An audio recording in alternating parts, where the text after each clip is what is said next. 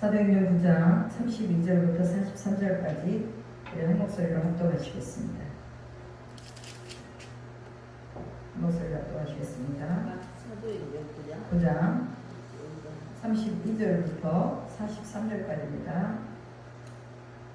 그때 베드로가 사방으로 두루 다니다가 룻다에 사는 성도들에게 내려갔더니 거기서 애니아라는 사람을 만나매 그는 중풍병으로 침상위에 누운 지 8회라. 베드로가 이르되 애니아야 예수 그리스도께서 너를 낫게 하시니 일어나 내 자리를 정돈하라 한데 곧 일어나니 룻다와 사론에 사는 사람들이 다 그를 보고 주께로 돌아오니라. 옆바에 다비다라 하는 여제자가 있으니 그 이름을 번역하면 도르가라. 선행과 구제하는 일이 심히 많더니 그때 병들어 죽음에 시체를 씻어 다락에 누이니라. 룻다가 옆바에서 가까운지라. 제자들이 베드로가 거기 있음을 듣고 두 사람을 보내어 시체 말고 와달라고 간청하여 베드로가 일어나 그들과 함께 가서 이르매 그들이 데리고 다락방에 올라가니 모든 과부가 베드로 곁에 서서 울며 도르가가 그들과 함께 있을 때에 지은 속옷과 겉옷을 다 내보이거늘 베드로가 사람을 다 내보내고 무릎을 꿇고 기도하고 돌이켜 시체를 향하여 이르되 다비다야 일어나라 하니 그가 눈을 떠 베드로를 보고 일어나 앉는지라. 베드로가 손을 내밀어 일으키고 성도들과 과부들을 불러들여 그가 살아난 것을 보이니 온 요파 사람이 알고 많은 사람이 주를 믿더라. 베드로가 요파에 여러 날 있어 시몬이라 하는 무두장이의 집에서 머무니라. 아멘. 오늘 말씀의 제목은 베드로를 통해 일하시는 성령입니다. 베드로를 통해서 하나님이 어떤 일을 하셨는가 이것을 살펴보기 전에 우리가 또 서로 축복하며 나갔으면 좋겠습니다. 우리 좌우 옆 사람과 주 예수 그리스도의 이름으로 여러분을 축복합니다. 축복하시고요. 네. 예수 그리스도의 이름으로 믿음이 약한 분은 믿음이 강해지기를 축복합니다. 또 건강에 문제가 있는 분들은 건강이 회복되기를 축복합니다. 가정에 기도의 제목이 있고 또 여러 가지 많은 기도에 또 하나님 앞에 아뢰일 수 있는 그런 RM의 그 제목들이 있는 분들은 모두가 다 그 기도가 응답되기를 축복합니다. 또 사업이 번창하기를 축복합니다. 자녀들의 영혼이 잘되고 강건하고 범사가 잘되기를 축복합니다. 또 무엇보다 초자연적인 재정이 열리기를 축복합니다. 전도의 능력이 펴지고 증인의 삶을 살 수 있기를 축복합니다. 모든 축복이 그대로 이루어지기를 축복합니다. 할렐루야 아멘. 저희가 예수님 선교회와 함께 200여 교회가 연합해서 구원대회를 준비하고 있습니다. 구원대회는 영혼을 구원하는 것에 집중하는 날입니다. 그래서 9월 1일을 시작으로 해서 구원대회를 선포하고 9월 4일 날은 이제 구원대회 선포의 예배를 드린 후에 9월 4일부터 10월 14일까지 40일 동안 예비신자들에게 집중적으로 전도 메시지를 보내면서 또 전도 영상을 보내고 해서 10월 16일에 전도 축제의 날 예비신자를 초청해서 예배를 드리게 됩니다. 전도는 예수님의 명령입니다. 여러분 예수를 믿어도 되고 안 믿어도 되는 선택 과목이 아니에요. 꼭 예수를 믿어야 되는 필수 과목입니다. 그렇다면 전도도 마찬가지죠. 전도도 해도 되고 안 해도 되는 어떤 선택의 과목이 아니라 전도도 꼭 해야 되는 필수 과목이라는 것을 우리가 기억해야 합니다.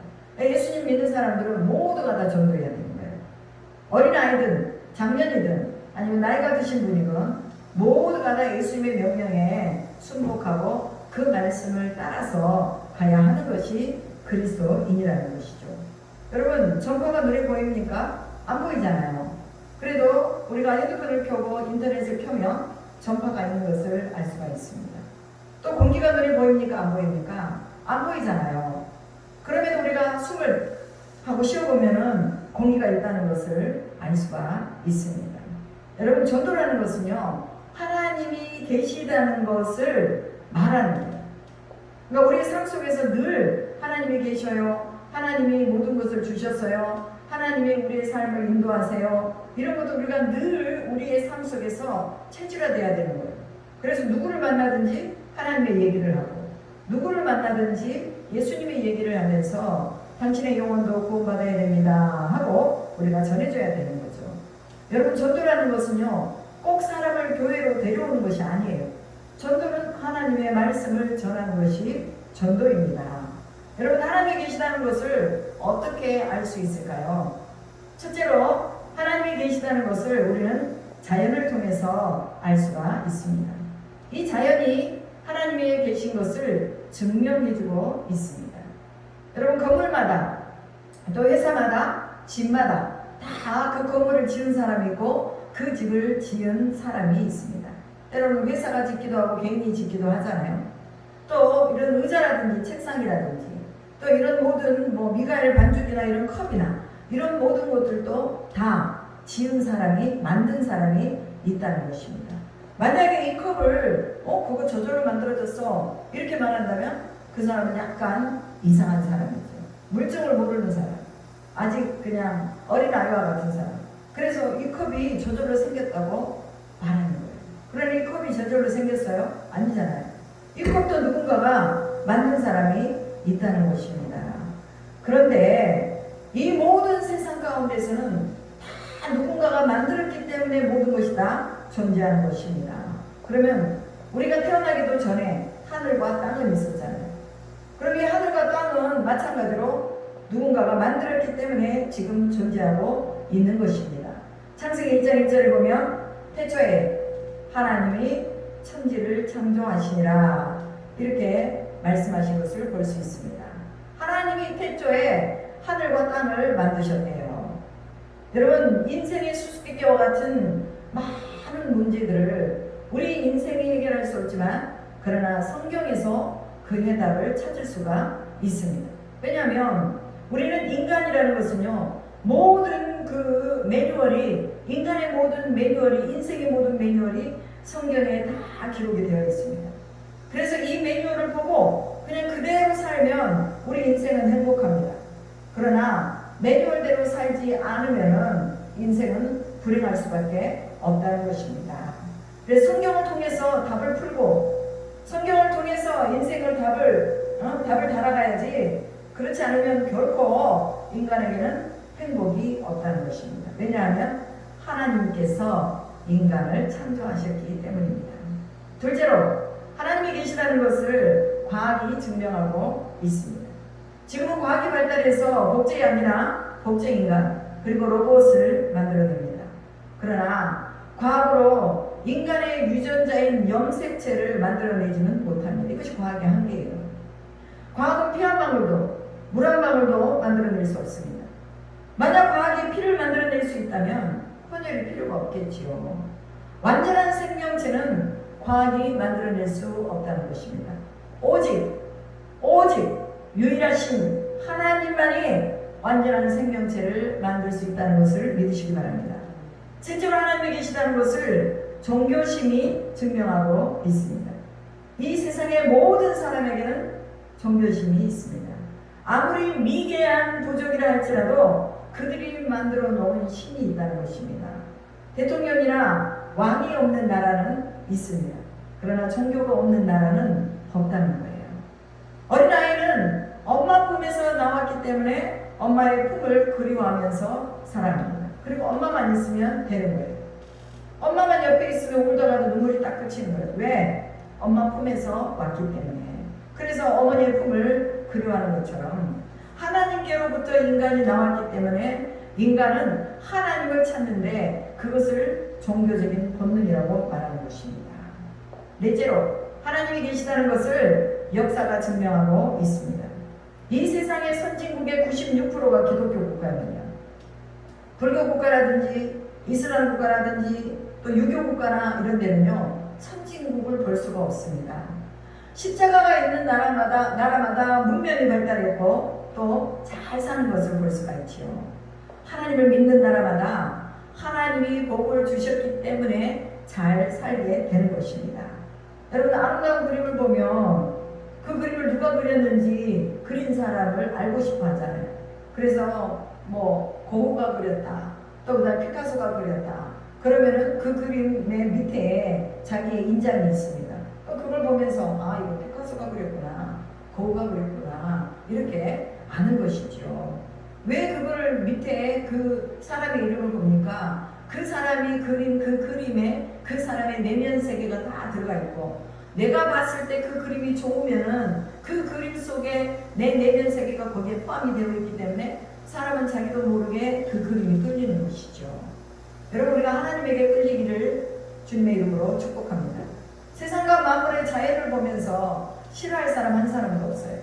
다 트인 공간 안에 들어가서 공간 밖으로 나가서 숨을 한번 크게 쉬면서 자신의 인생의 답답한 부분을 자연 속에서 소리를 내기도 하고 박수를 치기도 하고 춤을 추기도 하고 그러면서 자신의 내면 세계를 자연과 함께 그 자연 속에서 해결을 해나가는 것을 볼 수가 있습니다.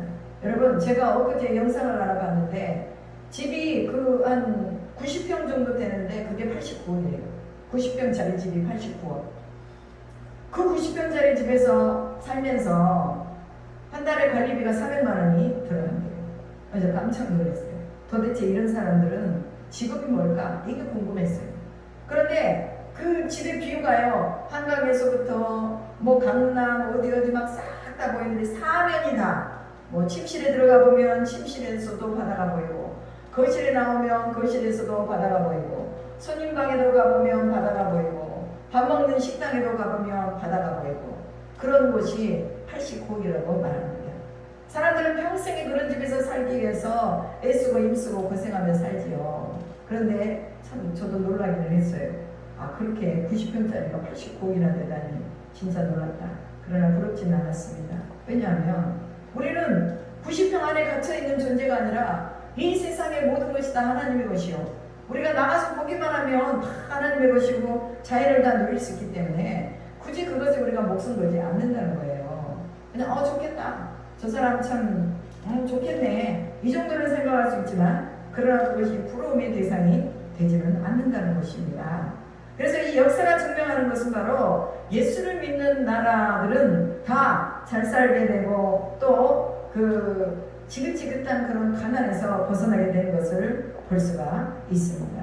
여러분 이 우주의 만물을 만드신 하나님이 바로 인생의 주인이요. 또 우리가 영원히 바라봐야 되고 섬겨야 될 분이라는 것을 기억해야 하는 것입니다.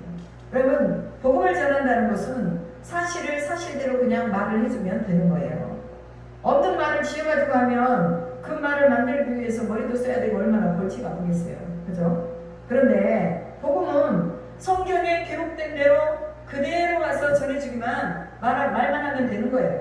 그래서 자연과 과학과 종교신과 또 역사의 중심에 하나님이 계시고 그 하나님이 인간이 구원받는 길을 예수 그리스도를 통해서 이 믿음으로 열어놓으셨다는 것을 말하는 것이 바로 전도입니다.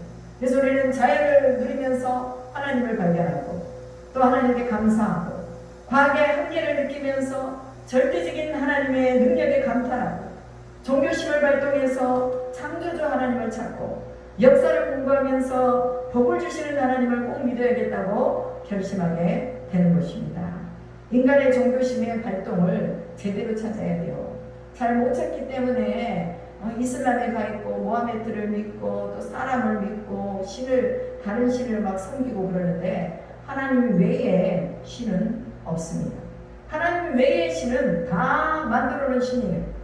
그리고 이제 잡신들, 사탄, 귀신 이 존재는 존재한다 그 말입니다. 여러분 사람이 죽으면 왜 돌아가셨다고 할까요? 사람의 몸은 원래 흙으로 만들어져 있잖아요. 흙으로 만들어졌고 그 영혼은 하나님의 생기로 만들어졌습니다. 그래서 사람이 죽으면 몸은 흙으로 돌아가고 하나님을 믿는 영혼은 하나님께로 돌아가는 것입니다. 창세기 2장 7절에 보면 여호와 하나님이 흙으로 사람을 지으시고 그 코에 생기를 불어넣으시니 사람이 뭐가 됐다고 했어요? 생명이 되니라 라고 말씀하셨습니다. 사람은 육체와 영혼이 합쳐진 존재입니다. 죽음이라고 하는 것은 사람의 육체와 이 영혼이 분리되는 것, 이것을 말합니다. 그래서 사람이 잠을 자면 꿈을 꾸듯이 사람이 죽으면 사후의 세계가 있는 것입니다. 꿈에는요, 좋은 꿈도 있고, 이걸 길몽이라고 하죠. 나쁜 꿈도 있습니다. 이걸 흉몽이라고 말합니다. 그래서 사람이 죽은 이후에는 천국과 지옥이 있는데, 전도서 3장 21절에 보니까 인생의 혼은 위로 올라가고 짐승의 혼은 땅 아래로 내려가는 것을 누가 알냐, 이렇게 말합니다. 그래서 유일하게 사람만이 영혼을 가지고 있는데, 이 영혼을 가진 사람은 누구를 만나야 된다? 하나님을 만나야 된다는 거예요. 그래야 하나님께로 갈 수가 있습니다. 만약에 우리가 하나님을 만나지 못하고 영원히 그 지옥불에 가두려고 사탄을 가두려고 만들어 놓은 그 지옥불에 사탄의 종로를 하다가 들어가 버린다면 우리에게는 다시금 기회가 없다는 것을 분명하게 알아야 하는 것입니다. 여러분, 왜 사람들이 자살을 할까요? 인생의 근본적인 문제를 풀지 못했기 때문에 자살을 하는 것입니다. 잘 살고 돈이 있다고 여러분 행복합니까? 그렇지 않잖아요. 세계에서 가장 잘 사는 나라가 스위스라고 말합니다. 스위스가요, 자살 1위래요. 그리고 잘 사니까 행복한 것 같은데 자살을 한다는 것은 그 안에 뭐가 없다는 거예요? 행복이 없다는 것입니다. 여러분, OECD 국가 중에 우리나라가 자살률 1위라고 말합니다. OECD 국가라는 것은 경제협력개발기구, 그래서 경제적으로 부강하고 잘 살게 되고 그것을 추구하는 나라, 이것이 OECD 국가거든요. 그런데 우리나라도 OECD 국가에 들어가 있는데 이제 계속해서 우리 경제가 올라가고 있잖아요. 그런데 우리나라가 자살률 1위래요. 경제적으로 부강하고 잘 살게 되었는데 자살이 많아지는 것을 보면 돈을 많이 가졌다고 행복한 게 아니고 좋은 집에서 살고 있다고 행복한 게 아니라는 거예요. 그러면 어떻게 살아야 행복할 수 있느냐? 행복하게 살기 위해서는 첫째로 누구를 알아야 돼요? 하나님을 알아야 합니다. 하나님이 우리 존재의 뿌리이기 때문에 하나님을 모르면 뿌리가 흔들리는 거예요. 그런데 어리석은 사람은 하나님이 없다라고 말합니다. 또 행복하기 위해서는 두 번째로 내가 누구인지를 알아야 합니다. 인생이 무엇인지 모르면 행복할 수가 없습니다. 어린아이가 자라면서 자신이 어디로부터 왔는지 부모에게 묻습니다. 그러면 엄마 아빠가 뭐라고 말해요? 아빠의 정자와 엄마의 난자가 만나서 내가 태어난 거란다, 이렇게 말해요. 그러면 정자는 뭐예요? 난자는 뭐예요? 그럼 그게 씨야라고 말하죠. 씨앗과 같은 것이죠. 그러면 그 난자의 씨, 정자의 씨를 누가 주었어요? 하고 물어보면 뭐라고 말해요? 우리는 하나님이 그 난자와 정자의 씨를 만들어 주셨단다, 이렇게 말합니다. 그런데 학교에 가면요, 원숭이가 진화해서 사람이 되었다고 그렇게 배웁니다. 그 답은 정답도 아니고 우리를 행복하게 만들지도 못합니다. 성경은 우리의 조상이 원숭이가 아니라 하나님이 우리를 만드셨다고 말해줍니다. 이 하나님을 알고 내가 만나야 나 자신이 누구인지를 분명하게 알 수 있게 된다는 것입니다. 창조주 하나님께 돌아가면 인간에게 가장 중요한 것은 밥이 아니고 빵이 아니고 하나님을 알고 만나는 것이라는 것을 알게 됩니다. 여러분, 밥은요 40일 동안 먹지 않아도 살 수가 있습니다.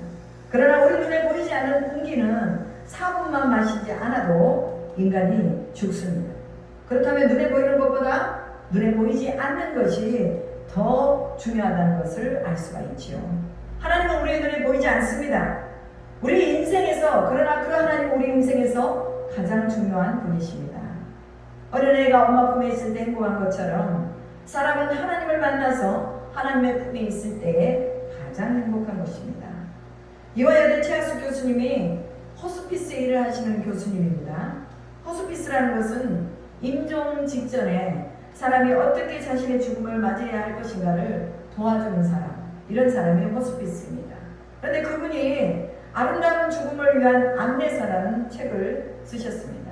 거기에 보면 죽어가는 사람에게 관심사는 돈도 아니고 명예도 아니고 자신이 어디로 갈 것인가, 이것이 이제 죽어가는 사람의 관심사라고 말합니다. 누구에게 갈 것인가, 어디로 갈 것인가, 이것이 죽어가는 사람의 관심사인데, 임종의 단계에서는요 어떤 대상이나 존재를 본다고 말합니다. 사람이 죽을 때 영혼이 빠져나가잖아요. 영혼이 빠져나가는데 그 죽을 때 사람의 눈에 보이지 않던 영적인 세계를 본다고 말해요. 그래서 어떤 사람은 천사를 보기도 하고 빛을 보기도 하고, 또 어떤 사람은 저승사자를 보기도 하고 어둠을 보기도 한다는 겁니다. 깜깜한 어둠을 보는 거죠. 여러분, 17살에 골수암으로 세상을 떠난 이분이라는 아이가 있는데, 그 이분은요 죽기 전에 빛이 보인다고 말하더라고요. 엄마한테. 엄마, 빛이 보여요. 이제 나 먼저 갈 테니까 나중에 엄마 오세요 하면서 기쁘게 떠났다고 그래요. 그런가 하면 49세의 나이로 세상을 떠난 폐암말기 환자가 있는데, 그분은 죽기 3주 전부터 검은 옷을 입은 세 사람이 찾아와서 자기를 막 가자고 한대요. 너무 무서워가지고 목사님을 모시고 예배를 드리게 해달라고 해서 그분이 예수님을 믿고 예배를 드린 후에 천사가 와서 자기를 데리고 간다고 하면서 그렇게 갔다고 말해요. 편안하게 죽음을 맞이했다고 합니다. 사람의 마음속에 무엇이 들어있는지 찍는 카메라가 있대요. 여러분 그거 아세요? 만져보셨어요? 사람의 마음을 찍는 카메라. 아무리 과학이 발달했어도 사람의 마음을 찍는 카메라를 만들어내지는 못했습니다. 그런데 사람의 마음을 찍는 카메라가 있는데 그것이 뭐냐, 바로 성경이라고 말합니다. 이 성경의 카메라로 마음을 찍어보면 사람의 마음이 착하고 선하고 아름다운 것도 있지만, 그러나 악하고 추하고 더러운 것으로 가득 차 있다는 것도 알 수 있습니다. 그래서 로마서에 보면 불의, 추악, 살인, 미움, 탐욕, 비방하는 것, 자랑하는 것, 이런 것들이 사람의 마음속에 가득하다고 말씀하고 있죠. 사람의 마음속에 왜 이런 것들이 가득할까요? 그것은 사람이 죄인이기 때문입니다. 모든 사람이 죄를 지은 아담과 하와의 후손이기 때문에 자기의 의지와 상관없이 태어날 때부터 죄의 속성을 가지고 태어난다는 것입니다. 아이가 태어나면 자기 의지와 상관없이 부모님을 닮습니다. 부모님의 보이는 모습도 닮지만 성격이나 목소리나 걸음걸이나 이런 것도 부모님을 닮는 거예요. 그것처럼 인간은 아담과 하와의 보이지 않는 죄의 속성을 가지고 태어난다는 것입니다. 죄를 지으면 죄의 결과는 아주 참혹합니다.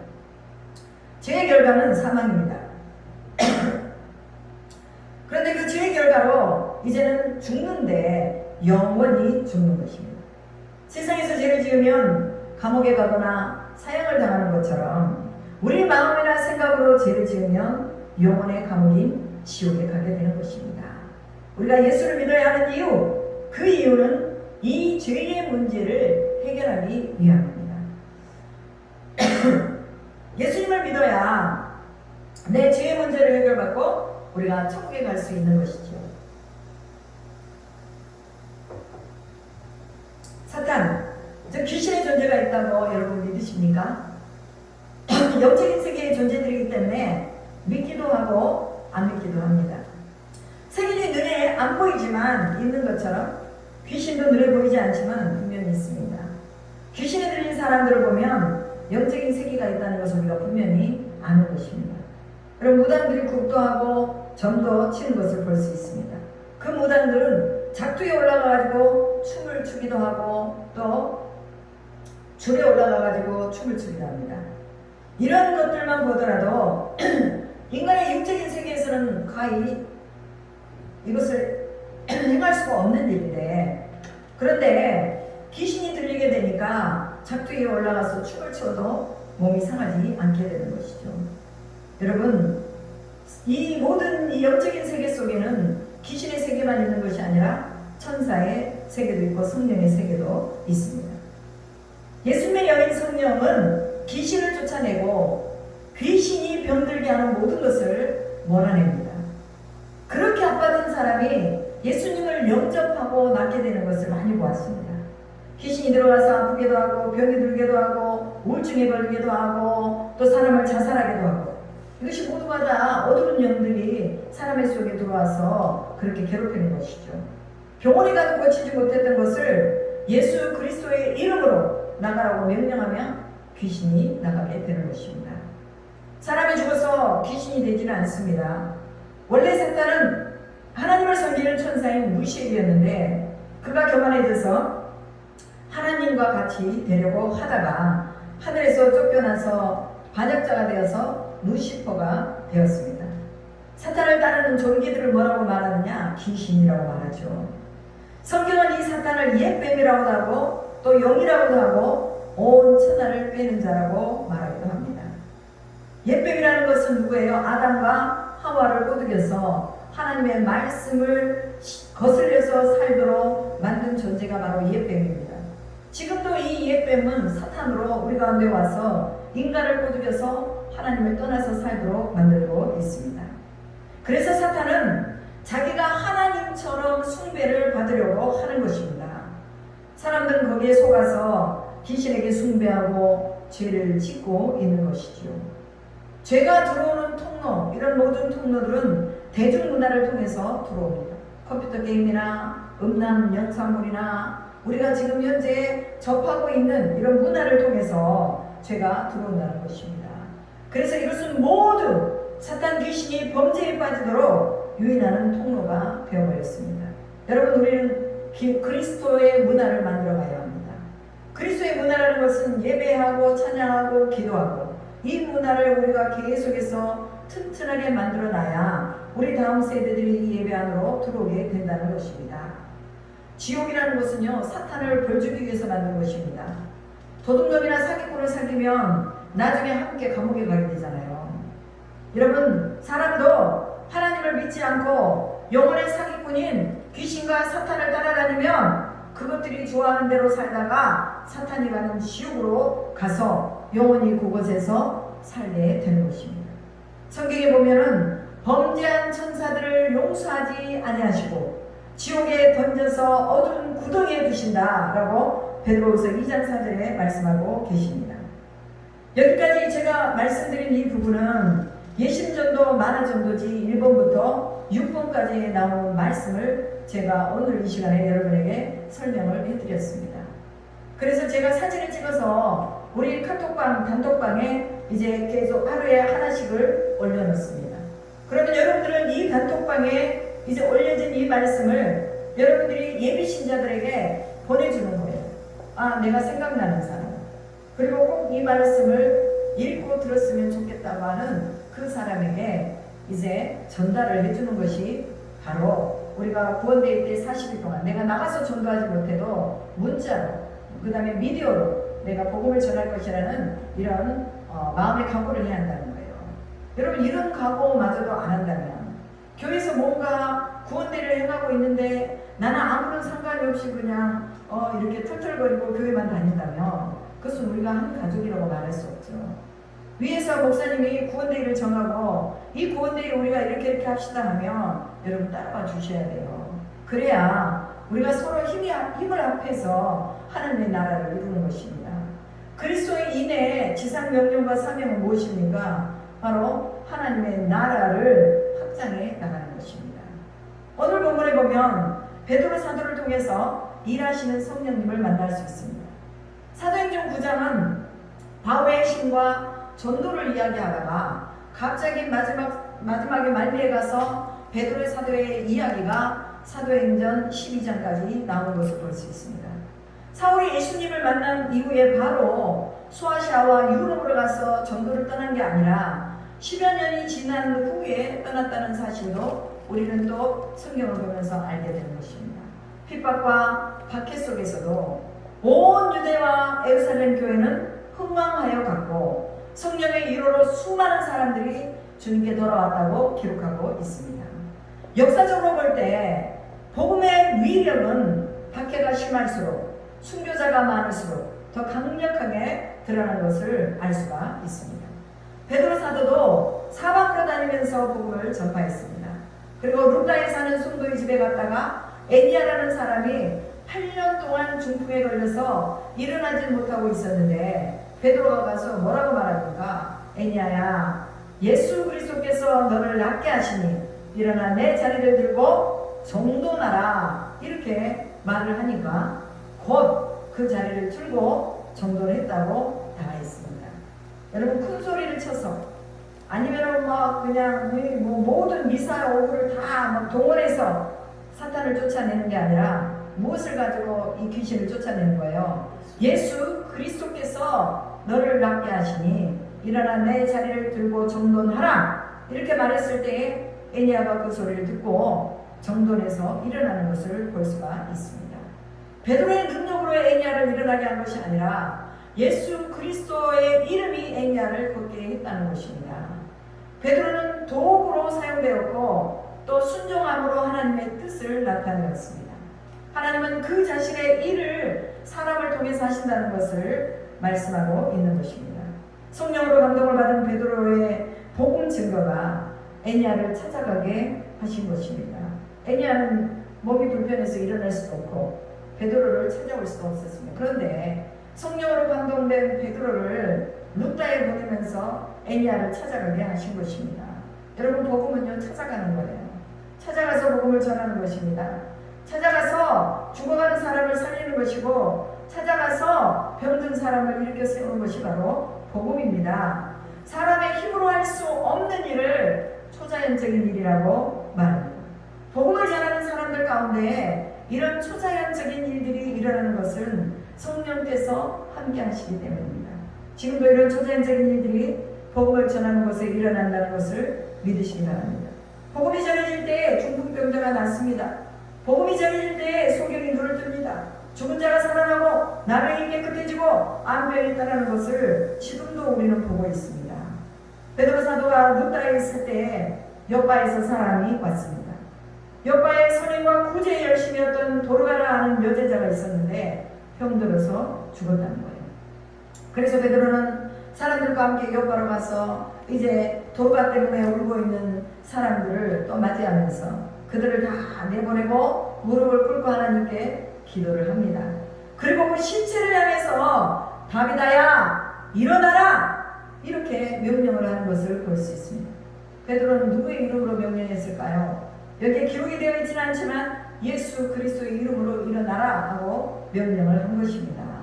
그랬더니 다비다가 눈을 떠서 일어나서 베드로 앞에 앉았다고 기록하고 있습니다. 이 일로 인해서 욥바에 사는 많은 사람들이 주께로 돌아왔습니다. 이적과 표적의 역사는 복음을 증진시키는 데 큰 힘이 있습니다. 표적과 이적을 통해서 초자연적인 일이 나타나므로 성령께서 전도를 하시는 것입니다. 전도는 전하는 이가 하는 것이 아니라 성령께서 하시는 것임을 믿으시기 바랍니다. 또한 전하는 이의 순종이 있어야 성령께서 일하신다는 것도 믿으시기 바랍니다. 그래서 성령이 일하시도록 순종의 몫은 우리의 것이라는 것이죠. 베드로를 통해서 나타난 성령의 힘들은 오늘 전도를 하는 우리를 통해서 나타날 것을 믿으시기 바랍니다. 전도는 사람을 데리고 오는 것이 아니라 복음을 전하는 것임을 잊지 않기를 축복합니다. 전도의 대상자가 꼭 우리 지역이 아니라도 좋습니다. 지금은 스마트폰이 너무나 잘 되어 있기 때문에 얼마든지 멀리 있는 사람에게도 전도를 할 수가 있습니다. 매일 전도 메시지를 보내주고 전도 편지를 보내주면서 관심을 가지는 것이 중요하다고 말이에요. 그리고 그 사람의 이름을 부르면서 매일 기도해주고 그 마음이 열리도록 영혼이 열리도록 하나님께 기도하는 것은 너무나 중요합니다. 우리가 순종하면 하나님이 일하십니다. 믿으십니까? 아멘. 전도와 기도와 말씀에 대한 순종은 영적인 돌파를 하게 합니다. 장애물들이 많지만 그 장애물을 뛰어넘는 순종이 있을 때에 우리에겐 그것을 뛰어넘을 수 있게 해주신다는 것입니다. 우리도 하나님의 뜻을 받들어 순종하지만 사탄도 또한 방해를 할 것입니다. 여러분, 40일 동안 우리가 마음으로 작정하고 시간을 정해서 전도하고 또 시간을 정해서 하나님의 말씀을 보면서 우리가 이 구원대회의 의미를 되새겨야 하는 것입니다. 전도를 나가기 전에 말씀 5장을 읽고 찬송가 5장을 하고 또 기도 30분 이상 하고 또 예심전도 메시지 읽고 그리고 전도를 나가는 것이 예심전도의 필수입니다. 그래서 교회로 나와서 연합적으로 다 같이 찬송하고 기도하고 말씀 보고 또 메시지 읽고 그렇게 나가는 거예요. 이게 이제 되면은요 우리 교회가 힘을 가지게 되고 전도의 동력을 얻게 되는 것입니다. 그래서 우리가 전도 메시지로 스마트폰으로 보내시는 분들은 혼자 기도하고 말씀 보고 그리고 스마트폰으로 전도지를 보내시기 바랍니다. 그리고 함께 모여서 전도하시는 분들은 교회로 와서 함께 찬송하고 기도하고 말기 참여라고 그러거든요. 이것보다 말기, 말씀, 기도, 찬양, 메시지 말기 참여를 하고 그리고 전도를 나가는 것이 필수라는 거예요. 영적인 무기를 우리가 장착하지 않으면 사탄이 쳐놓은 구물에 걸려서 시험에 들 수도 있습니다. 그래서 전도하면서 시험에 들지 않도록 우리는 잘 무장해야 한다는 것입니다. 여러분, 전도가 되어지는 것을 경험할 수 있기를 주님의 이름으로 축복합니다. 전도는 내가 가서 하는 게 아니라 전도는 되어지는 거예요. 왜? 하나님께서 구원받을 영혼을 준비해 놓으셨다는 거예요. 우리가 몰라서 그렇죠. 하나님이 구원받을 영혼을 다 준비해 놓으셨습니다. 우리가 찾아가면 있습니다. 그래서 나가면 있고 안 나가면 없다. 이게 무슨 말이에요? 나가면 구원받을 영혼이 있고 안 나가면 없다는 거예요. 그래서 왜 교회가 붕이 안 될까? 왜 우리는 늘 연약할까? 이렇게 생각만 하지 말고 우리가 현장에서 전도로 우리의 발품을 팔아서 또 사람들에게 복음을 전하고 그 복음을 들은 사람들이 주께 와서 함께 예배할 수 있도록 우리가 이런 역사의 현장을 만들어 가자는 것이 바로 구원대회입니다. 그래서 이 구원대회에 여러분이 특별히 마음을 쓰시면서 전도에 매진할 수 있기를 주님의 이름으로 축복합니다. 다 같이 기도하겠습니다. 하나님 감사합니다. 베드로를 통해서 일하셨던 성령님, 오늘 우리를 통해서 일하시기를 간절히 소망합니다. 하나님의 말씀이 우리 가운데서 선포되고 또한 하나님의 말씀으로 주 예수 그리스도의 이름으로 애니야에게 또한 내 자리를 정돈하고 또 걸으라고 했던 이 베드로의 말씀이 오늘 우리 가운데서도 또 그렇게 선포되어질 때에 아버지 애니야와 같은 사람들이 또 그들의 병에서 노인받기를 소망합니다. 아버지 하나님, 죽었던 다비다가 살아난 것처럼 또 다비다야 일어나라고 했을 때 그 죽은 자가 그 음성을 듣고 일어났던 것처럼 오늘 우리의 삶에서도 죽어가는 자, 또 죽음 속에서 헐떡이고 있는 자들, 하나님의 복음의 말씀을 듣고 일어나는 자들이 더 많아질 수 있도록 인도하여 주시옵소서. 우리가 보는 것은 육체만 보는 것이 아니오 영혼을 보면서 이제 그 영혼을 향한 끝없는 하나님의 사랑하심과 또 하나님의 기다리심과 또 하나님의 그 영혼을 향한 눈물과 애통함을 하나님 함께 가지고 저희가 또한 하나님의 마음으로 영혼들을 향해 나가기를 소망합니다. 아버지 하나님께서 성령으로 붙잡아 주시고 베드로에게 임하셨던 그 성령의 능력이 오늘 구원대회를 선포하고 구원대회를 향해서 나가고자 하고 예비신자를 만들어서 기도하는 모든 이들 가운데에 함께 임하여 주시기를 기도합니다. 충만하게 임하여 주시기를 기도합니다. 하나님의 이적과 표적을 볼 수 있도록 주 성령께서 앞서서 행하시기를 간절히 소망합니다. 오늘 이 구원대회에 놀라운 하나님의 은혜가 우리 교회와 또한 사랑하는 모든 지체들 가운데 넘치게 또 일어나게 하시고 아버지 하나님 전도의 마음을 갖게 하시고 또한 영혼을 마음에 품고 나가고자 하는 마음을 가질 수 있도록 인도하여 주시옵소서. 그렇게 하실 줄 믿고 감사드리며 우리 주 예수 그리스도의 이름으로 기도드립니다. 아멘. 찬송가 183장입니다.